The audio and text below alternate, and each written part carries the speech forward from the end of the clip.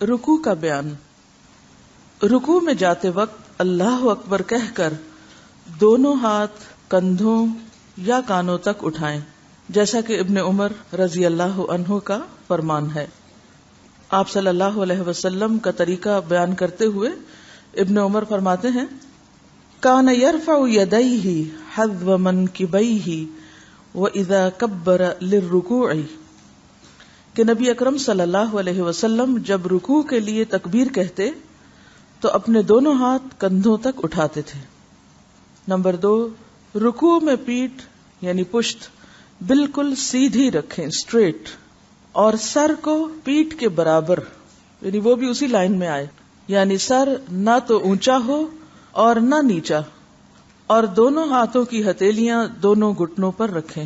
ساتھ ساتھ امیجن بھی کرتے جائیں، اللہ اکبر کہہ کے جھک گئے، پشت بالکل سیدھی، سر بھی اس کے سیدھ میں برابر، اور دونوں ہاتھوں کی ہتھیلیاں دونوں گھٹنوں پر۔ گھٹنے کس کو کہتے ہیں؟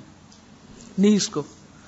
نمبر 3، ہاتھوں کی انگلیاں کشادہ رکھیں، یعنی ایسے اکڑا کے نہیں رکھیں ہاتھ، بلکہ نارمل طریقے سے، نہ تو ایسے اکڑا کے کھولیں اور نہ ہی اکڑا کے بند رکھیں، بلکہ بالکل نیچرل اور نارمل انداز میں گھٹنوں پہ رکھے ہوئے ہاتھ کھلے رکھیں۔ دونوں ہاتھوں بازوؤں کو تان کر رکھیں، ذرا خم نہ ہو، یعنی جب آپ گھٹنوں پہ ہاتھ رکھیں تو بازو تنے ہوئے ہوں، ڈھیلے نہ ہوں، ورنہ رکوع کی پوزیشن بھی خراب ہو جائے گی۔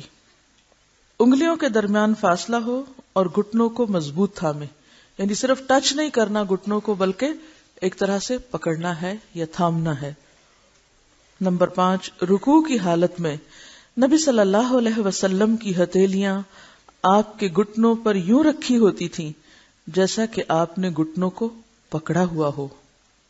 نمبر 6، رکوع کی حالت میں نبی صلی اللہ علیہ وسلم اپنی کوہنیوں کو پہلوؤں سے دور رکھتے تھے، یعنی اپنی سائیڈ سے جسم کے جو پہلو ہیں ان کے ساتھ چپکا کے نہیں رکھتے تھے، بلکہ ذرا فاصلے پر رکھتے تھے۔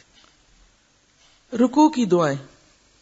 حضرت حذیفہ فرماتے ہیں کہ رسول اللہ صلی اللہ علیہ وسلم رکوع میں فرماتے، سبحان ربی العظیم، میرا رب عظیم ہے، ہر عیب سے پاک ہے، یا پاک ہے میرا رب جو بہت عظیم ہے۔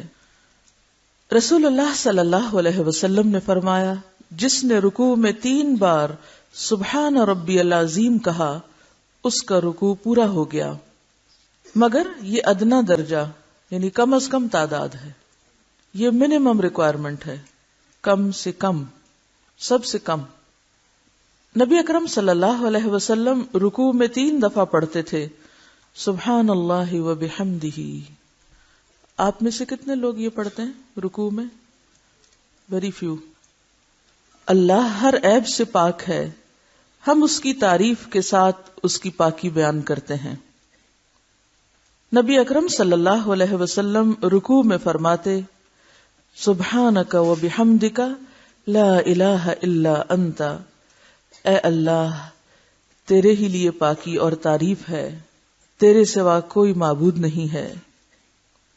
حضرت عائشہ رضی اللہ عنہا کہتی ہیں کہ نبی اکرم صلی اللہ علیہ وسلم اپنے رکوع میں اکثر کہتے تھے، سبحانک اللہم ربنا و بحمدک اللہم اغفر لی، اے ہمارے پروردگار، اے اللہ تو پاک ہے، ہم تیری تعریف بیان کرتے ہیں، یا الہی مجھے بخش دے۔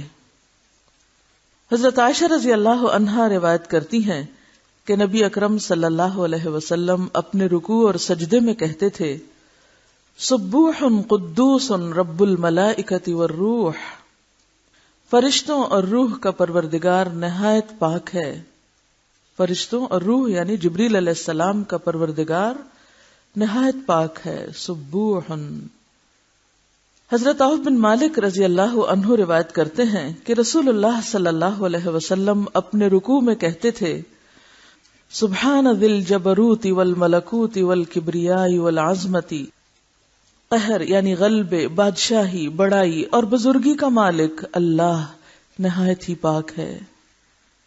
حضرت علی رضی اللہ عنہ سے روایت ہے کہ رسول اللہ صلی اللہ علیہ وسلم رکوع میں یہ پڑھتے، اللہم لک رکعت وبک آمنت ولک اسلمت خشع لک سمعی وبصری ومخی وعزمی وعصبی.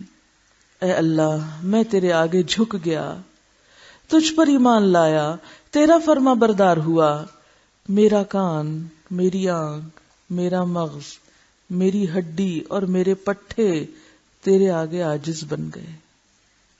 یقیناً آپ میں سے بہت سے لوگ ایسے ہوں گے جنہیں آج پہلی مرتبہ یہ دعائیں پتہ چلی ہوں گی. اس سے ہم اپنی جہالت کا اندازہ لگا سکتے ہیں کہ ہم سنت کو کتنا جانتے ہیں. عمل تو پھر بعد کی بات ہے نا، عمل کے لیے تو جاننے کی ضرورت ہوتی ہے.